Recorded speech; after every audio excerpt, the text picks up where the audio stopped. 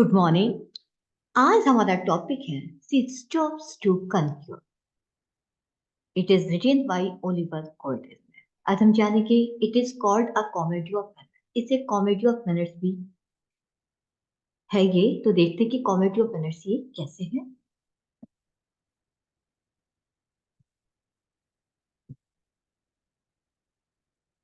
Six stoops to conquer. सबसे पहले जानते हैं अबाउट द ऑथर के बारे में। Oliver Goldsmith was an Irish novelist, playwright and poet. Oliver Goldsmith जो एक इरिश उपन्यासकार भी हैं, लेखक भी हैं और एक कवि भी हैं। The play is a comedy. ये प्ले एक कॉमेडी है। So do what comedy of have what type of comedy has been debated. इसमें किस प्रकार की कॉमेडी इसमें डिबेटेड भी किया जाए, लोगों के बीच में डिबेट भी हो चुकी है। The prologue of the play tells us that the writer is attempting to bring back classical low comedy। यानी इस प्ले का प्रोलॉग भी हमें बताता है कि जो लेखक ने कोशिश की है, जो क्लासिकल लो कॉमेडी होती थी उसको फिर से एक बार वापस लाने की, यानी इस कॉमेडी के जरिए। It has parts of a laughing comedy. ये एक हंसने वाली कॉमेडी है। कॉमेडी ऑफ मैनर्स, इसे कॉमेडी ऑफ मैनर्स की फॉर्म में भी रखा गया है, where the comedy comes from characters trying to be polite while also exhibiting their true behaviour और अ सैटायर। जहां पर कॉमेडी उन कैरेक्टर से आती है जहां पर लोग पोलाइट होने की को, यानी जो कि पात्र होते हैं इसके, वो पोलाइट होने की कोशिश करते हैं, लेकिन हकीकत में उनका सचमुच का बिहेवियर नजर आता है। वो कितना भी अपने आप को एक्सपोज करें कि वो पोलाइट है, लेकिन रियलिटी उनके सामने नजर आ जाती है, या एक प्रकार से उनका सेटायर भी कह सकते हैं। Mr and Mrs Hardcastle are awaiting the arrival of man. अब देखते हैं कैसे कि जो मिस्टर मिसेस जो हार्डकास्टल है, इसकी जो कैरेक्टर हैं, वो मार्लो के पहुंचने का इंतजार कर रहे होते हैं। Who is the son of one of their old friend, जो कि उनके बहुत ही पुराने दोस्तों में से एक दोस्त का बेटा है। And possibly a suitor for their daughter Kate. और वो चाहते हैं कि उनकी बेटी जो कैट है उसकी शादी उसके साथ हो जाए। Mrs Hardcastle's niece Constance is also staying with them। Mrs Hardcastle की जो भतीजी है कॉन्स्टेंस, वो भी उन्हीं के साथ रहती है। She had an inheritance. हालांकि उसकी संपत्ति भी है, एक संपत्ति है। She can claim once married, लेकिन वो संपत्ति उसको तभी मिल सकती है जब उसकी एक बार शादी हो सकती है, हो जाए, which they hope will be to Mr Hardcastle son from a previous married Tony. यानी वह उसकी जो मिसेस हार्डकास्टल है वो चाहती है कि उसकी भतीजी की शादी उनके ही बेटे टॉनी से हो जाए, वो बेटा जो कि मिस्टर हार्डकास्टल की पहली बीवी से है।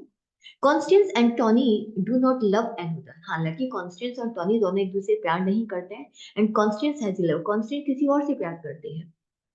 Marlowe arrives with her lover. और मार्लो भी जो है, जिसके साथ मिस्टर हार्डकास्टल चाहते हैं कि उसकी शादी हो जाए, वो भी अपनी प्रेमिका के साथ वहां पहुंचता है हेस्टिंग के साथ at a pub near by.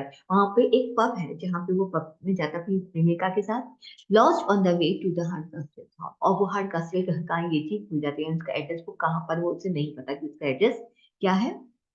Tony sees them there. Tony की मुलाकात वहीं पर पब में होती है उनसे, and tricks them by telling the house down the road is an inn।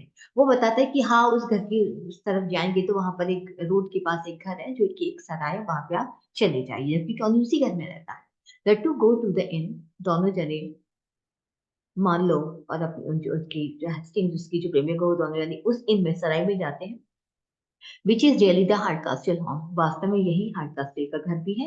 And मान लो इस रूड, मान लो का बिहेवियर बहुत ही रूड होता है। थिंकिंग दैट इज एन इन, वो सोचता है ये कोई सराय है, and not his family friend, ये उसकी फैमिली फ्रेंड का घर नहीं। यानी क्योंकि उसके फादर ने उसको भेजा था कि वो मिस्टर हार्डकास्टल के घर जाए, तो क्योंकि वो बताता है कि वहां पे एक सराय, आप वहां पर जा सकते हैं। अब वो इसको, इस वाले घर, मिस्टर हार्डकास्टल के घर को वो सराय समझता है, इसलिए थोड़ा सा दुबली बिहेव करता है। Constance reveals to Hastings Tony's threat. Constance जो है हेस्टिंग को बताती है कि टॉनी ने क्या ट्रिक अपनाई थी, क्योंकि टॉनी ने उसको पागल बना दिया था कि ये एक सराय, सराय में चले जाओ। ये नहीं बताते कि मिस्टर हार्डकास्टल घर है, तो ये उसको ट्रिक बताती कि उसने क्या चालाकी चली। They decided not to tell Marlow that truth. लेकिन वो डिसाइड करते कॉन्स्टेंटाइन हेस्टिंग्स कि वो मार्लो को नहीं बताते। They want to get her inheritance. वे सभी जो उसकी इनहेरिटेंस को चाहते हैं, यानी उसकी जो पैतृक संपत्ति उसको चाहते हैं, एंड एलोपो उसके साथ भाग भी जाते हैं। Kate is attach to Marlow. अब कैथ जो है मार्लो के प्रति काफी अटैच होती है। Tony and Hastings agree. Tony और हेस्टिंग्स दोनों एग्री हो जाते हैं that Tony will steal the gem. Jewels की टॉनी जो है ज्वेलरी सारी चुरा लेगा। दैट आर कॉन्स्टेंस इनहेरिटेंस, वो ज्वेलरी जो कॉन्स्टेंस की पैतृक संपत्ति कहलाती है। तो Tony will not have to marry her like his mother's want. इस तरीके से टॉनी उस लड़की से शादी नहीं करेगा कॉन्स्टेंस से, क्योंकि उसकी मिसेज हार्टर से उसकी मदद वो चाहती थी कि उसकी भतीजी की शादी उससे हो जाए, क्योंकि कहता है कि टॉनी के ऊपर इल्जाम होगा कि उसने उसकी संपत्ति चुरा ली तो वो टॉनी की शादी करने से मना कर देगा। टॉनी स्टील द ज्वेल्स, जबकि एक चालाकी है एक, ठीक है, टॉनी वो ज्वेलरी चुरा लेता है उसकी। Marlow's father is in his way, तभी मार्लो के फादर भी रास्ते में होते हैं and the characters worry characters को चिंता होने लगती that he will reveal Hastings as Constance lover, कि कहीं ऐसा ना हो कि उसके फादर को बता दे कि हेस्टिंग जो है वो कॉन्स्टेंस की प्रेमिका है, प्रेमी है। Marlow and Hardcaster continue to fight, अब मार्लो और हार्डकास्टर के बीच में झगड़ा होता है। एज मार्लो थिंक्स हार्डकास्टर, क्योंकि मार्लो हार्डकास्टर को एक इन कीपर मानता है, वो कहता है सराय का मालिक मानता है। Hard casted kicks him out का, हार्ड कास्टेड भी उसको घर से बाहर निकाल देती, ये जाने वो ये नहीं जानती कि उनके दोस्त का ही बेटा है।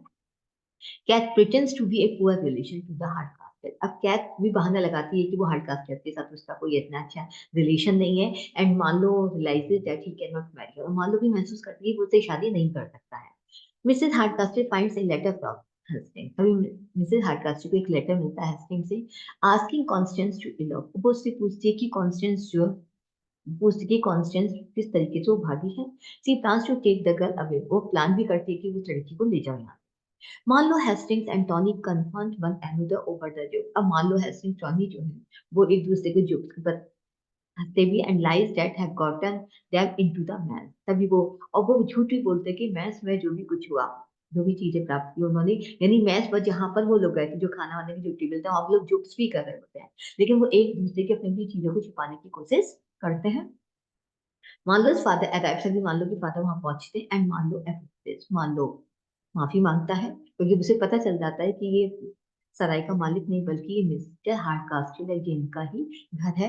Tony drives Constance and Mrs Hardcast in circle, तभी टॉनी जो है कॉन्स्टेंस को मिसेस हार्डकास्ट को वहां पे लेके आता है इन सर्किट में, यानी इस ग्रुप में शामिल करता है। So she thought that she was going far, अब उसे लगता है कि शायद वो दूर जा रही है, यानी वो उसका जो मकसद था वो समाप्त हो गया है। हेस्टिंग और Constance ask permission to marry, अब हेस्टिंग एंड कॉन्स्टेंस की परमिशन देते क्या होते शादी कर सकते हैं।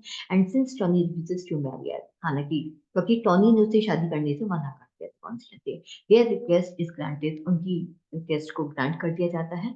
Cat asks her father to watch her interaction with Marlow, अब तभी कैट अपने फादर से कहती है कि उसका इंटरेक्शन मार्लो के साथ है। To prove he is a polite, और वो कहती है कि वो वास्तव में पोलाइट व्यक्ति है, वो अच्छा, क्योंकि मार्लो वो जो मिस्टर हार्डकास्टिल को पसंद नहीं आता, क्योंकि मार्लो के बीच दोनों में लड़ाई हुई थी, लड़ाई इन द सेंस क्योंकि मार्लो उसको सराय का मालिक समझता है जबकि वो उसके फादर का दोस्त होता है। तो वो कैट उसको रियलिटी बताती है कि वो वास्तव में बहुत एक अच्छा व्यक्ति, बहुत ही लाइट व्यक्ति है।